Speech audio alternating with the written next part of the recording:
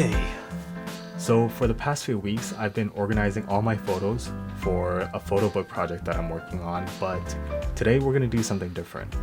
I'm going to show you how I made this, a mini handmade DIY photo book. It's nothing professional or polished, but it's handmade and it's pretty cool to hold on to. So before we get into the process, I'm going to show you the tools I used to make this. So you're going to need some nice paper. I went with an A4 180 GSM matte photo paper. I also used a cutting mat, an X-Acto knife, a bone folder, a roll of archival masking tape. These are acid-free, so it helps preserve your photos. And optionally, some materials for a book cover. So let's jump into the first step, which is planning. Let's say you have your photos ready to go. The first thing you want to do is to lay out the order. I used InDesign to make the print layout, but you can honestly just use Google Docs as long as your photo sizes are consistent. For me, each pair of portrait photos became one spread, and my landscape photos got a spread to itself. When it comes to printing, you can go with a high-end printer that does pigment printing. This is great for archival purposes because the color doesn't fade. But for me, this is just a DIY project, so I went budget friendly.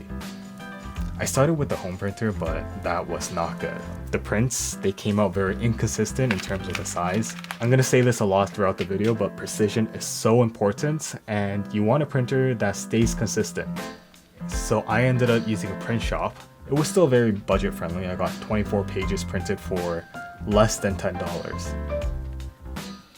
So if you get that printing figured out, it's time to cut up your paper. So when I first tried cutting, I tried using a guillotine cutter and that did not go well. A cheap guillotine cutter will not give you the precision to the millimeter.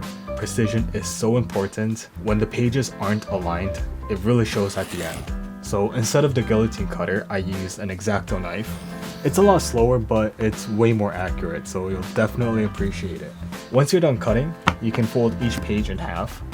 Take your time with this and get the crease right down the middle. Remember, precision is important and you want that clean outcome.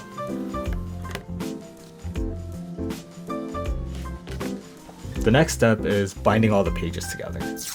I used an accordion method with the masking tape. I taped each page end to end so that the prints are all on one side and the blanks are on the other. Take your time with this, make sure the pages are all aligned, and you'll have a smooth accordion like this. To bind the back, I used the method where you tape the first page to the third page and the second page to the fourth page. It's much easier to just follow the video, so watch this part as many times as you need to get a hang of it.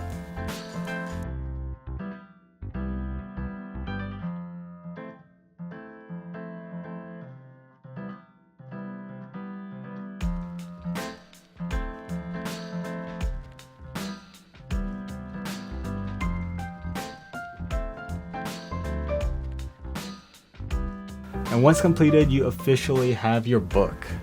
But if you want to go a step further beyond this, you can create a book cover.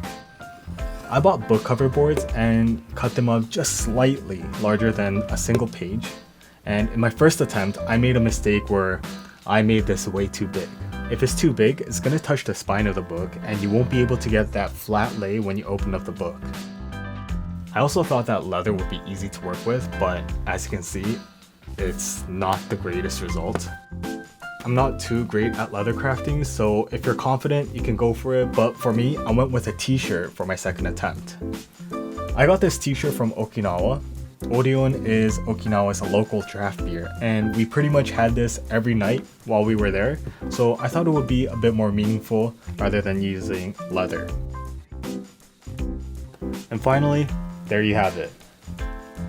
The whole point of this project was for these photos to be nostalgic when I look at them, but I've been staring at them way too long, so instead of keeping it, I think I'm just going to give this one away to Daisy, and hopefully she's going to appreciate it a bit more than me. So that's how I made this book. If you have any questions, you can drop them down in the comments below and I'll get back to you as soon as possible. Now I'm going to go back to making that main photo book. So if you're interested in that, you can follow along, and if you want more updates, you can follow my Instagram. So that's it for now. Peace.